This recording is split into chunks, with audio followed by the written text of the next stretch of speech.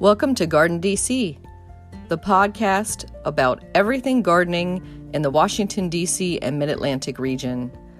I'm your host, Kathy Jentz. I'm the editor of Washington Gardener magazine, and we're aimed at gardening enthusiasts, people who grow everything from edibles to ornamentals, natives to exotics. If it grows in our area, that's what we talk about.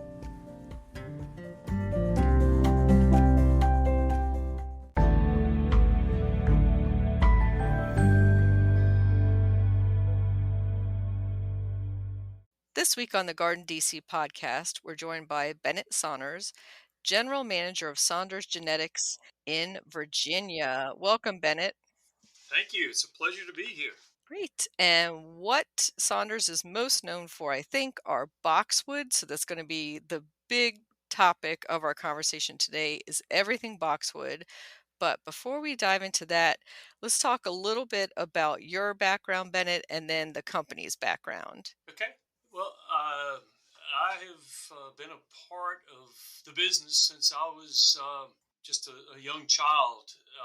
It was our job when we were young people, about even 10 years old, 10, 12 years old, to help to grow the plants. And the only plant that we grew initially, or my dad grew, was boxwood. So my dad started the nursery in about 1948 or 49 when he and a high school buddy, or actually it was probably more like junior high buddy, tried to propagate plants over near his home. And his mother showed him how to do it, and the two of them propagated like 50 plants, and he was just absolutely amazed at the way they rooted and the way they started out. And he bought his partner out for like 50 cents or some crazy number like that. And then that was the beginning of his interest in growing boxwood. We have photos of him 1948, 49 with a nursery, and he started growing plants, many boxwood. Years later, he finished college in 1954, and in about 1956 or so came back into the business in partnership with his dad and a couple of uncles. And he was growing boxwood sort of on the side, I reckon you would say, while he did the other jobs on the farm. But anyway, that's sort of his history. That's the beginning of the nursery. I was born in 1961, and I've been around in this immediate area except for 4 years at Virginia Tech in 1979 to 83. So I've been a part of the boxwood business from a very, very young age. We really didn't hire, in all honesty, he did not hire a lot of people. I have 6 biological brothers. And so we all worked in the business and were a part of the business. And we propagated the boxwood. We watered the boxwood. We dug them up out of the rooting beds, planted them into containers. And then when I was in high school, we loaded the trucks in the evenings to send them. In those days, Kmart was one of our biggest customers in the late 70s, early 80s, and put them on the truck. And sometimes we even delivered them. So that's my beginning. Wow, Kmart selling boxwoods. That was a little before my time, but that would have been fun to see at Kmart. Yeah, they were the first of the of the chain stores. They Mhm. were here before Walmart or Costco or Lowe's or any of those guys, and they were probably 50% of our business back in the late 70s and early 80s. So yeah, they were a big part of it. So, listeners out there, if you bought a boxwood at Kmart in the 70s or 80s, you have one of the Saunders boxwoods. That's great to know. And you had referred to your area of Virginia. And so I know Saunders Brothers Company is based in Piney River, Virginia. Can you describe that area? We are in the foothills of the Blue Ridge Mountains. We have quite variable landscape. We're right near the Appalachian Trail, right just east of the Appalachian Trail, about 5 to 10 miles east of the Appalachian Trail. And so we're in the foothills of the Blue Ridge Mountains. It's probably not where you would start a nursery if you're starting from scratch because of all the hills, and we have to do a lot of grading in order to prep our sites. But it's where we are, and you have to play the hand you're dealt, and so that's what we're doing. So it's very hilly, but is it rocky? What's the soil like? No, there's fairly rich soils. I think the soils are fairly typical. They're heavy clay soils, but very rich soils in general. Of course, in Charlottesville, Virginia is just north of us. Lynchburg is south of us. And so there's a lot of, nice horse estates and pretty farms all through this area.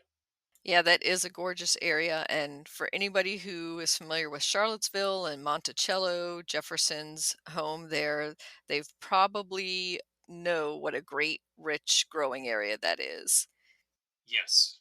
And so for Saunders Brothers, most of what you're doing these days with the company is growing and selling wholesale, or is there a retail operation to it?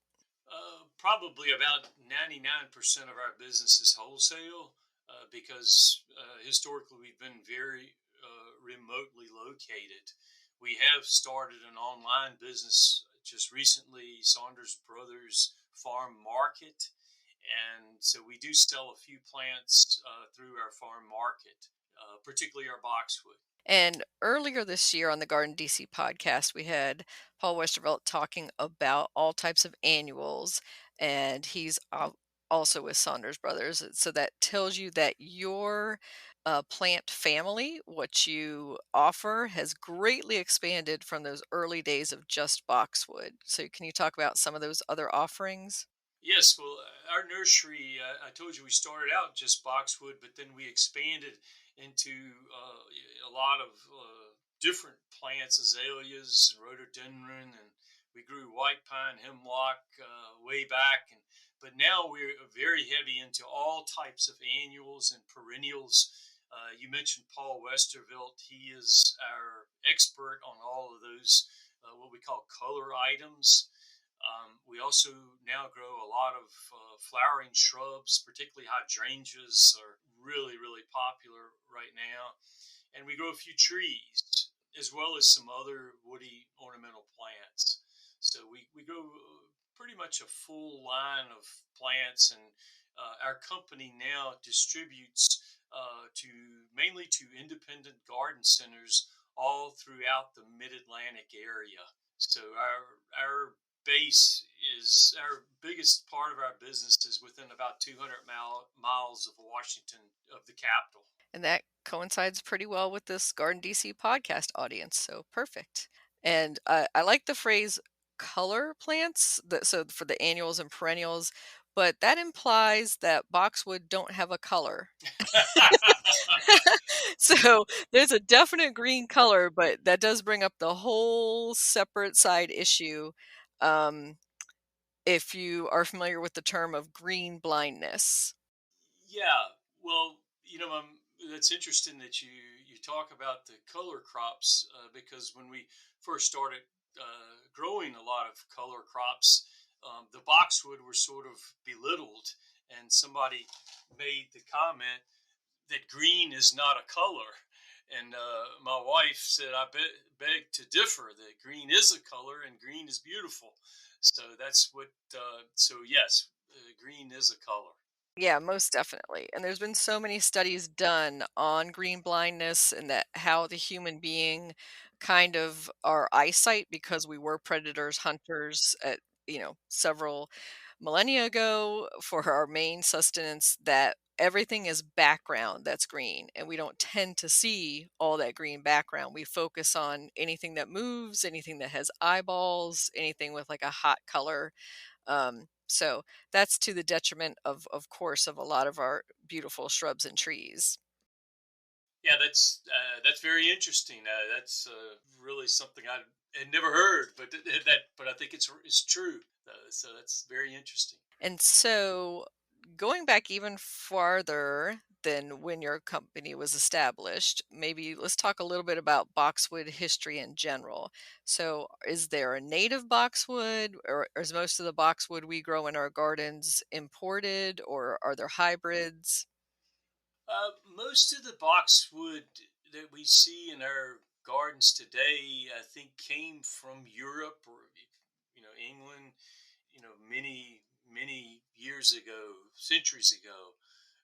There are no native boxwood forests in the United States. There are native forests in Europe and in the Far East in China, and also interestingly in Cuba. But most of them came with the Europeans who were the early settlers in the United States. And the early varieties of boxwood, we call them English boxwood, but the Latin name is Safruticosa, and we call them American boxwood, and the Latin name there is Sempervirens, or the botanical name is Sempervirens. Hmm. And so the English boxwood is probably what most people are familiar with in historic gardens in Virginia and throughout the mid-Atlantic. And it seemed like they were used from colonial times on. Do you know why boxwood were so popular or why they were used so frequently? I would say because they take so little care to be beautiful, to be green and lush, and so the English boxwood in those days didn't have really any insects or disease issues, or fairly minimal disease issues, and you just planted them and you waited, and they were beautiful. And so they became very, very popular, and they were easy to propagate too, or to root. Hmm. Yeah, that could be one main reason when you don't have that Kmart, that big box store, that mail order business that you can get plants right away. That would be a great pass along plant and maybe something that could easily propagate and make a small hedge or a garden out of. Absolutely. There were, before the nurseries came along, that's the way they were spread, and they were very, very popular, and spread rapidly. When people moved into the towns, and they saw their neighbors had a beautiful hedge, and so the neighbor would propagate boxwood just like I described the way my dad did, and they would create new plants for a new hedge. It was very, very simple. Hmm. And maybe we can go into a little bit of that propagation just for anybody who might want to do that at home. Can you do that with any kind of boxwood, or is there a particular boxwood that's easier to propagate? Well, all boxwood vary in their ease of propagation. The English boxwood happens to be one that is very easy, and thus it probably contributed to its popularity. But to propagate boxwood, it would be very simple to just in a area with a little bit of sand in it. I think is good for the drainage, and you could put just like 2x6s up on end in a box, let's say 2 feet by 4 feet wide or so, and then have some sort of a cover over it to protect the tender cuttings. And then you would take a cutting of probably 5 or 6 inches long.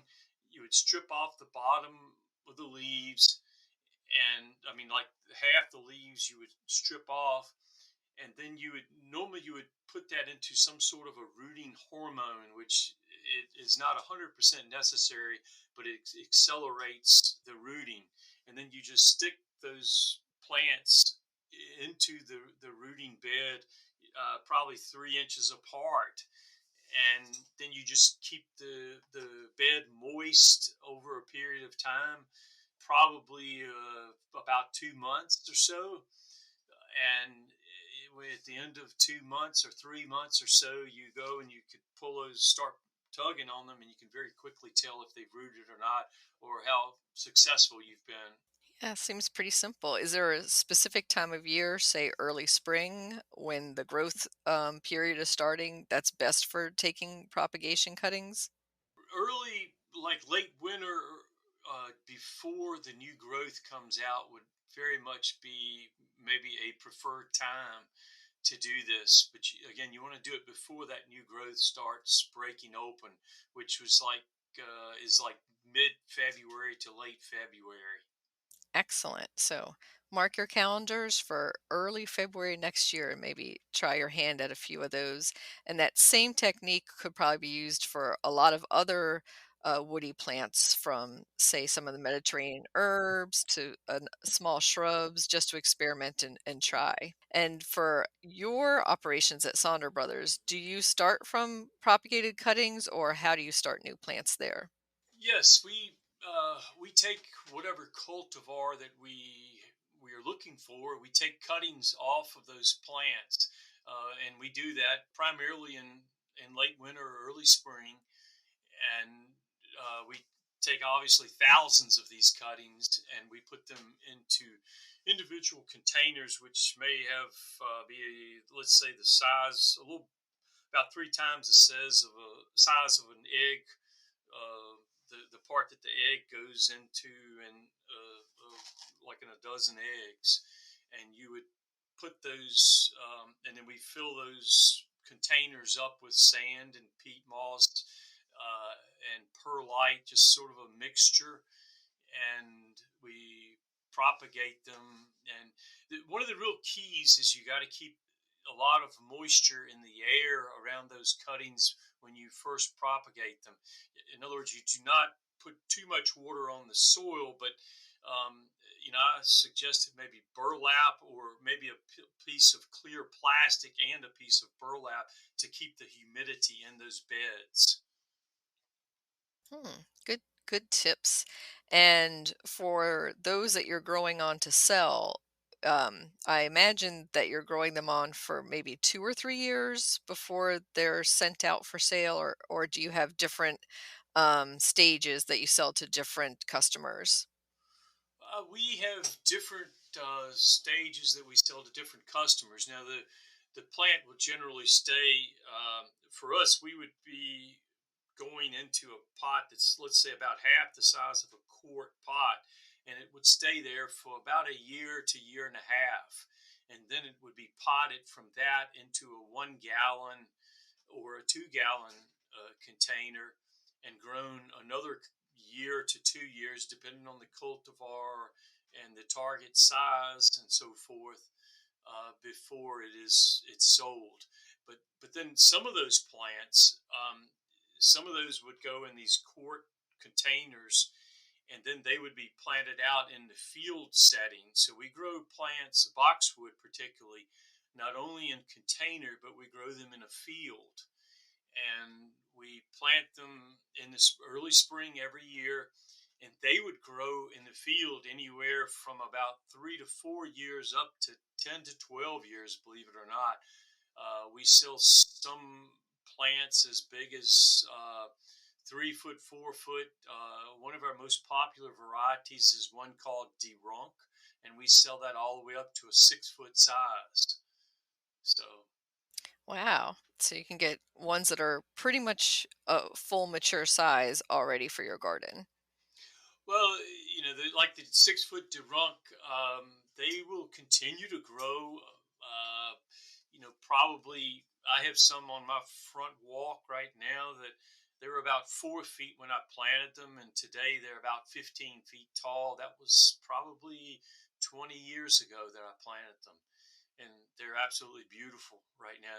They're shaped like an ice cream, upside down ice cream cone, just the cone part, a sugar Hmm. cone part. So Nice. And do you have to do a lot of pruning to maintain that shape? on the this particular cultivar, the Durunk cultivar, it takes one pruning a year. And we usually do that in the late winter or early spring, about the same time as I was talking about doing the propagation. Hmm.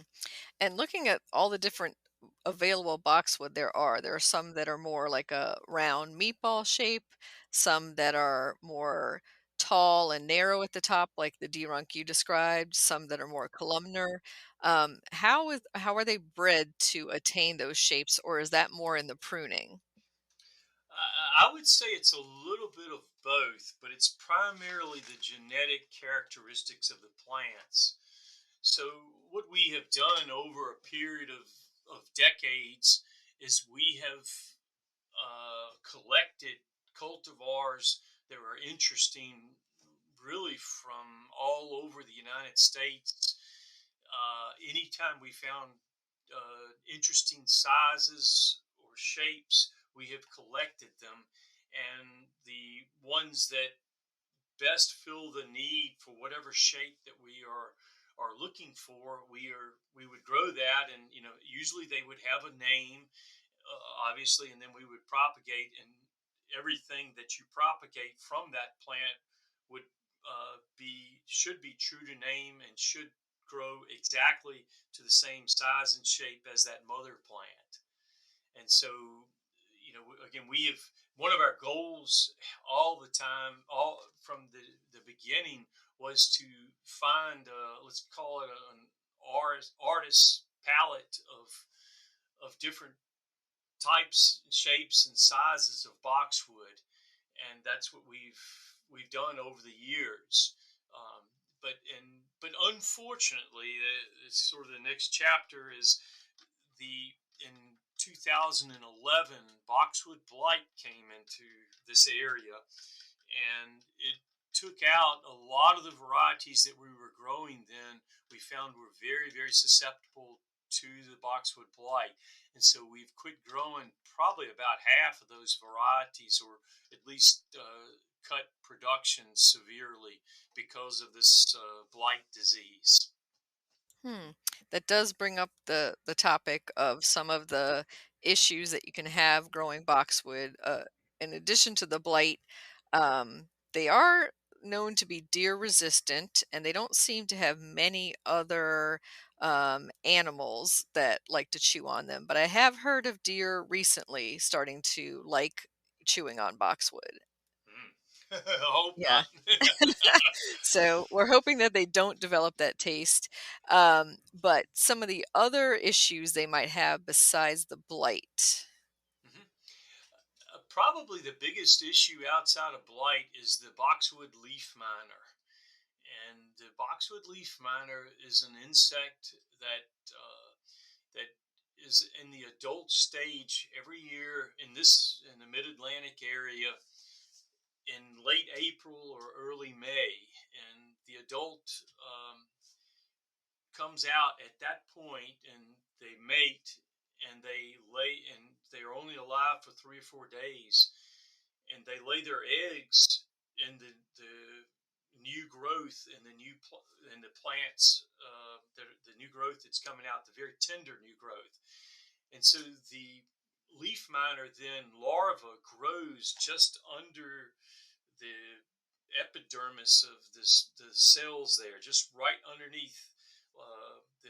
And you can actually peel a piece of the leaf off and you can find them, but you don't really see them until fall of the year because they're growing all during the summer and fall. And then in the late winter, early spring, they get really big and they get an orange look before they pupate, and then they turn into the adults then again in late April. But they can really blister the leaves, and they can make the plant really, really unattractive, and even cause the plant to defoliate and even kill the plant in extreme circumstances. So that is a really, really big problem with some boxwood.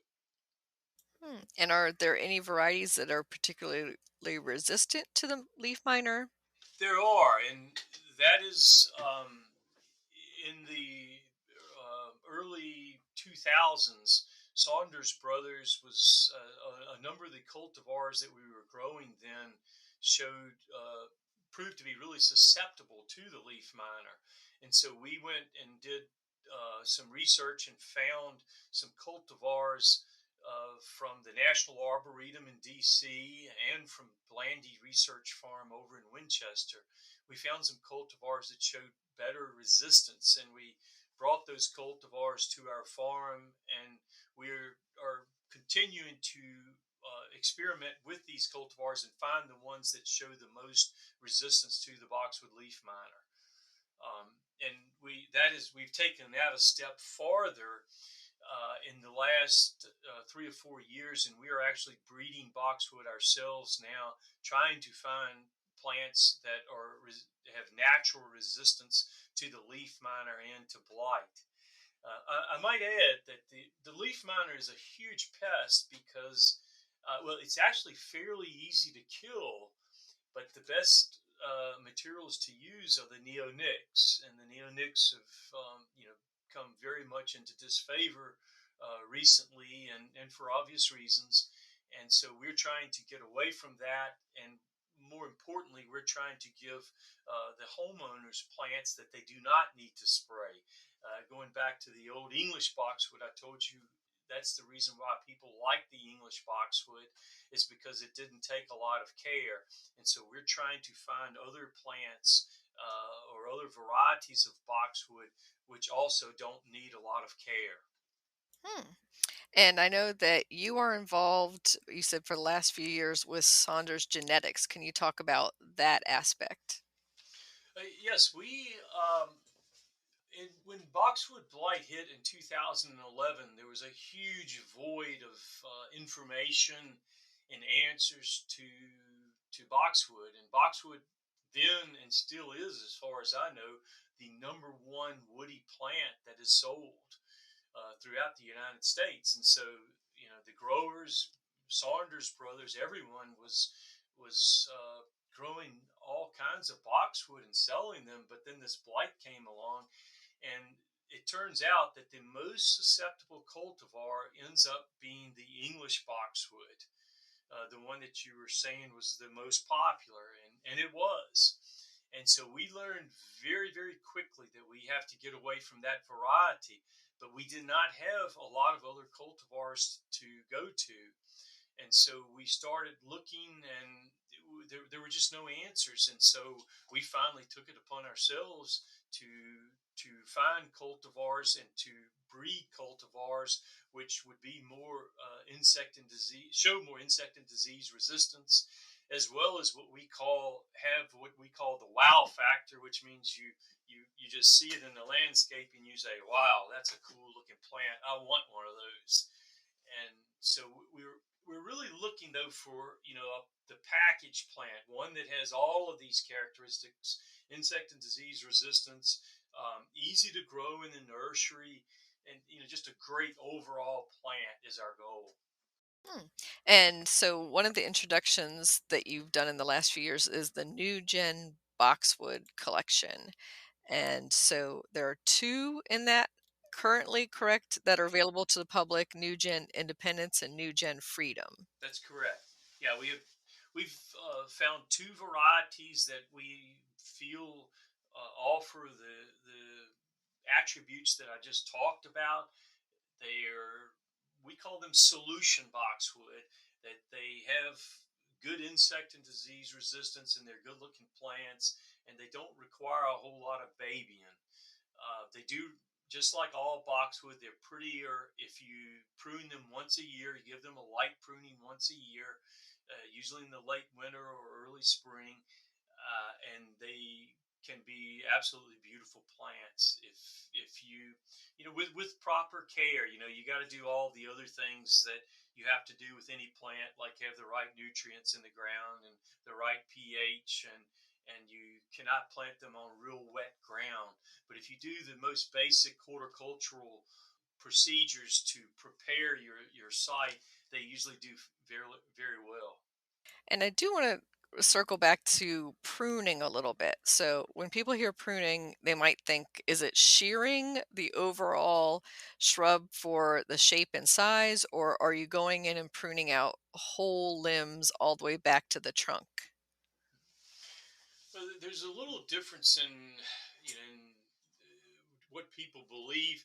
We we like shearing, but not shearing real tight, just sort of shaping the plant a bit, but not pruning it real heavy.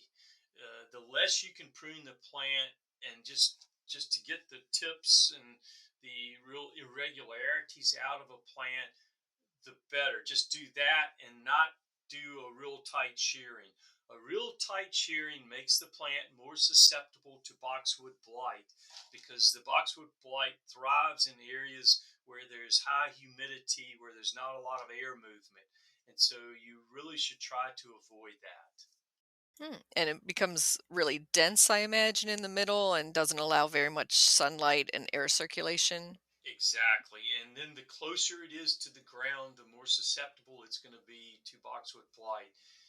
Because the fungus travels by infected leaves that fall on the ground, and the rainwater splashes, or a real drenching heavy rain splashes the spores up into the lower leaves of the plants, and then it will then sort of climb its way up into the top of the plant. Hmm. So that means you should probably clean up any drop leaves, maybe fresh mulch around the base. And would you limb up the plant so it's not so close to the ground, or do you leave it that way? That's an excellent point. The For the American boxwood, some people have done that, have cut some of those bottom limbs to prevent, or it helps with boxwood blight, because the boxwood blight can't splash up into those lower limbs. Unfortunately, we're talking cultivars too. English boxwood, we think, are a thing of the past. We are not propagating any English boxwood anymore, for two main reasons. One is because they are the most susceptible plant, boxwood, that we grow to blight. And number two, it's very, very difficult to replant English boxwood where you've pulled out English boxwood. I said difficult, I say it's impossible is a better word there. When you pull up an English boxwood, you cannot replant an English boxwood behind it. And so we're trying to get away from English boxwood, and we don't even offer them anymore. That's good advice. So if you have older English boxwood that are failing and want to pull them out, you're going to replace them with one of the new cultivars. And if you've inherited a garden full of old boxwood that might be huge and overgrown, what are your first steps there, Bennett? I reckon if you start out with big boxwood, I reckon obviously it is the decision of the homeowner or the gardener to, if they don't like that look. And I think people, in all honesty, hold on to gardens too long sometimes, particularly the English boxwood that their grandmother propagated, 50, 100 years ago. I think gardens need to be renewed, particularly intensive gardens need to be renewed from time to time. And if they're not renewed, they succumb to insect and disease issues, and they're just not real nice to look at anymore.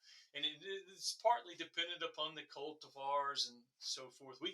I don't know if you know it or not, but we helped we provided the plants for the renovations of the Rose Garden in DC last August, a year ago, 14 months ago. And that garden was old, and it was tired. It was time. They'd lost some of the English boxwood up near the Oval Office, and they had replanted with other cultivars, different cultivars, and some of those cultivars were really susceptible to leaf miners. So they had leaf miners in some, and some were old and ragged looking. And they just finally decided that they were going to do a wholesale change in the plants in the rose garden, which they did, and I think it turned out fabulous.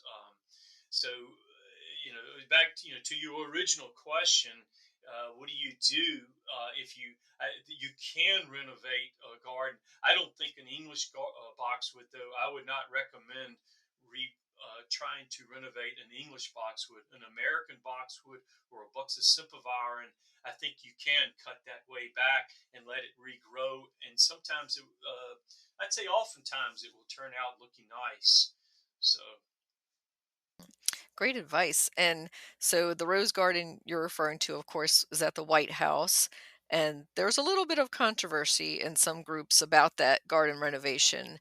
But I think a lot of us horticulturists, whether we're on one side of the political spectrum or another, we all agree that that garden was in need of a serious renovation. yeah, I totally agree with that.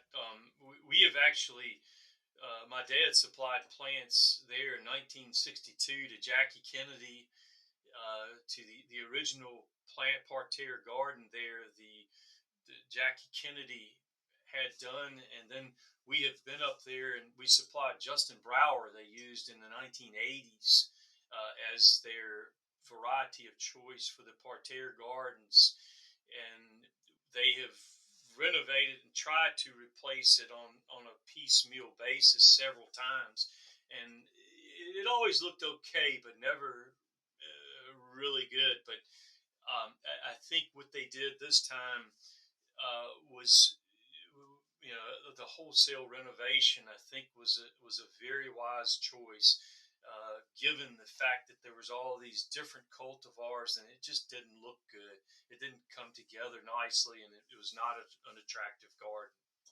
Hmm. And when you were working with them, that's with the National Park Service that oversees the grounds of the White House, correct? That's correct. That's who we were working through throughout the process. Yes. Mhm.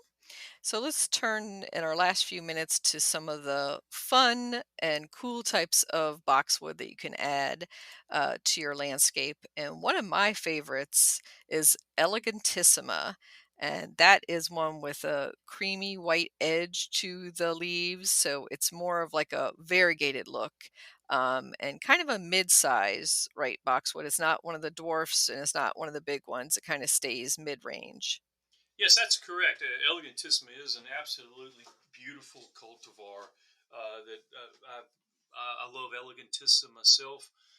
The only issue with Elegantissima is that it is susceptible to the boxwood blight, and so we're getting away from growing elegantissima in the last 6 or 8 years. Our numbers have decreased drastically. New Gen is looking at some cultivars that are showing really good resistance. So with time, if you stay tuned, I think we're going to have some answers to that. There is one variegated cultivar boxwood called Golden Dream, which is very resistant to blight. That shows a lot of promise, and that's a very nice cultivar, but it's a larger cultivar than the Elegantissima. Hmm. And so it's more of like a chartreuse color to the leaf, or is also variegated? It's variegated. It does. The only thing I don't like about it is that it turns sort of an orangey look in the winter. The Golden Dream, and I don't like that. I do notice some evergreens. I'll see that on some cedars and stuff, and people will point those out to me and say that that shrub is dying or sick, and I'm like, no, that's the way it goes. Yeah. It makes that kind of orange haze to the look in the late part of the winter, and I kind of Yes. like it sometimes. It's different. I was going to bring up in our last episode of Garden DC, we were speaking with Dumbarton Oaks and that historic garden. And when I visited there recently, I noticed signs in certain parts of the gardens that said, please do not touch the boxwood. Don't like rub up against it. And they were trying to prevent, I think, disease issues by that, by people, I guess, visiting from all parts of the United States and world and bringing issues to those historic gardens. Yes, it's been a huge issue with boxwood in the last few years. The boxwood blight, which is an invasive species disease, and even recently there's a moth that feeds on boxwood called the boxwood tree moth, and so it's just now there's a few of them in the United States, and hopefully, it'll be many years before it shows its face. But you definitely need to be careful when you're walking in gardens. To particularly if you've been traveling a lot and you've been in plants, so that you don't spread the insect and disease issues. Yeah, I don't think that's something that many gardeners or garden visitors would be aware of. So that's a great point. And I was also thinking in particular of the upcoming holiday season. And a lot of us use boxwood cuttings for holiday decorations. So, is there any precautions we should have about passing those on to others from our garden? Quite honestly, I would be very careful how you do that. How you it was it's a fairly I think that some of the people are fairly Sure, the Boxwood blight got to Colonial Williamsburg through wreaths. That the wreaths were actually taken maybe from North Carolina and shipped into Williamsburg, and somebody put the wreath underneath a boxwood in their backyard. And a year later, the blight was showing, or not even a year, but several months later, the blight was showing up in that plant. So, quite honestly, because of the issues we're dealing with today, as much as I love boxwood wreaths, we're trying to maybe discourage some of that. Maybe if you do it for your own, for yourself, for your own front door, that's fine. But to share it across town, you might be sharing the boxwood disease and insect issues. And so if somebody sent you some boxwood wreath or greenery or that sort of thing, you would definitely not want to compost it in your garden, I would imagine, or add it anywhere like as mulch or anything like that. Yeah, I would definitely say that's true. I would, when you finish with it, I would put it. This might not be uh, the best thing to do, but to put it in a plastic bag and not turn it into mulch. Yes, put it in a plastic bag and make sure it goes to the dump. Hmm.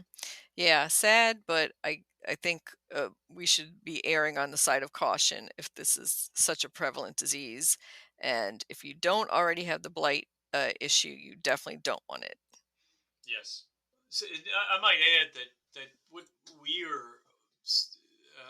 I've talked a lot about boxwood blight, but boxwood blight is going to soon be a managed disease, just like any other diseases that we're taking care of in our gardens. And there's going to be some. There are best management practices. Some of them are very very easy for homeowners, just as like mulching. Put a light layer of mulch on your boxwood in March has shown to be just really, really good for boxwood blight. And so we really need to let gardeners, they need to understand, go to the websites, go to our website or anybody's website and try to understand some of those best management practices, or cultural practices that you can use to protect your plants against some of these things, the insect and disease issues that we're talking about.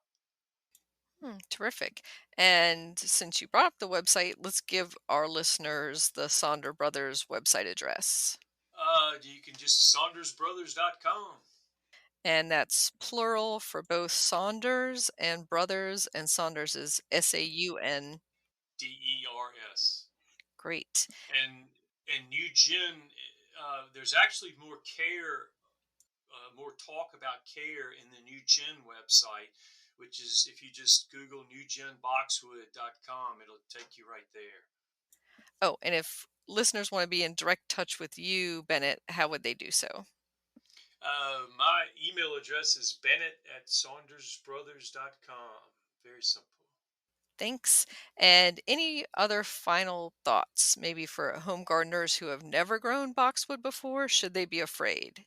I don't think so. I think again, it's like a lot of plants. I think you need to do your homework first and to read a little bit about it and some of the issues and read the label on the plant when you buy it.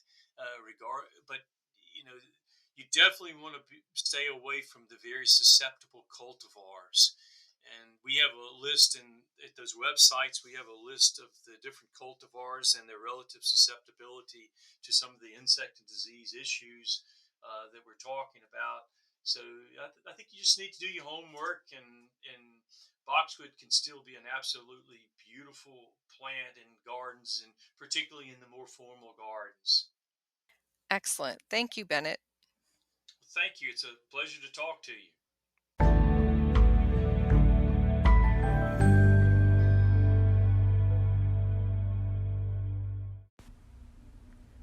Hardy Begonia Plant Profile. Hardy Begonia, Begonia grandis, is a long-blooming garden perennial that is hardy to zones 6 to 9. They bloom from midsummer through early fall with delicate pink or white dangling flowers. You can deadhead the blooms to encourage continuous flowering. The foliage is also attractive, with large heart-shaped leaves that are lovely red on their underside. If you can place the plants in an elevated spot, the sun reflecting through the veined leaves is quite attractive. They thrive in part sun to full shade, with rich, moist, but well-draining soil. The plant is of Asian origin and is a good addition to any woodland garden. Hardy Begonia grows to between 1 to 2 feet high. They perform well underneath shrubs and trees. They will spread to form a colony if allowed to self-sow. However, if you mulch or clean up around them in the fall, it will prevent them from reproducing. Hardy Begonia dies back in winter and reemerges in spring from an underground tuber. You can spread a bit of compost on the soil surface in early spring when the plants are still dormant to give them some extra nutrition. They need little care otherwise. Hardy Begonia, you can grow that.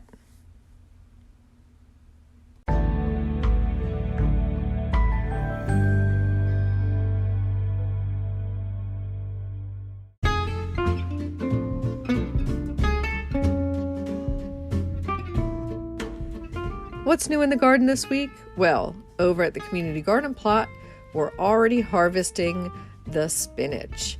And we have big duck yellow marigold in bloom. It is looking fabulous and pushing out tons of flowers, enough and so big that I think I can put together a couple flower garlands. And you can find instructions of how to do flower garlands by going to washingtongardener.blogspot.com and putting flower garland in the search engine. I like to use marigolds especially for this because they're so abundant this time of year, and you can use them to celebrate Diwali, the Hindu festival of lights. You can use them for the Mexican Day of the Dead, or just as a floral decoration hanging over a mantle. And they dry so well too. Fresh, they're beautiful, but dried, they're also just as lovely. So some upcoming events in the area. I have 2 talks that you can register for now. One is for Brookside Gardens, and it is on Thursday, November 4th at 6:30 p.m. Eastern Time. There's nominal fee to register for that, and you can do so at Active Montgomery. The topic is getting your garden ready for winter. So we're going to go over all those necessary tasks and some of the tasks you don't even need to do. So I'll give you a do not do list as well. The next talk I have is that following day, and that's Friday, November 5th for Homestead Gardens, and you can register for that at homesteadgardens.com under the upcoming event tab. The topic for that is caring for seasonal plants and holiday gifts. So if you are giving a plant this holiday season, or getting a plant, or you've had a poinsettia or Christmas cactus and didn't know how to get that to rebloom, we'll be covering those topics. So everything holiday plant related in that conversation. And then there's an upcoming conference that you might want to register for, and that's taking place December 8th through 10th. The first 2 days are virtual, and then the third day we'll have some live regional field days in the Maryland, Virginia area. And that's the Chesapeake Conservation Landscaping Council's 9th annual Turning a New Leaf Conference. And you can find out more about that at chesapeakelandscape.org. And so that's all about this year normalizing sustainable practices and working collaboratively to ensure diversity, equity, and justice in the field of conservation landscaping. So it should be a really fascinating conference and field days. Happy gardening!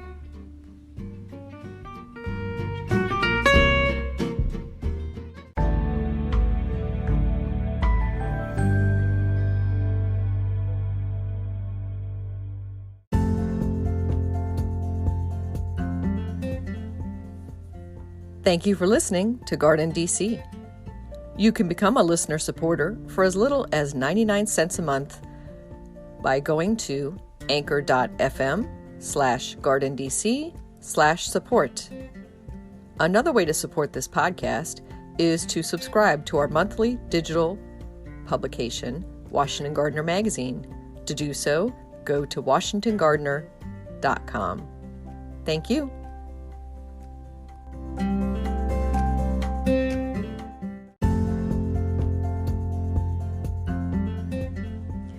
You can find Washington Gardener online at washingtongardener.com, on Twitter at WDC Gardener, on Instagram at WDC Gardener, and on Facebook.com at Washington Gardener Magazine.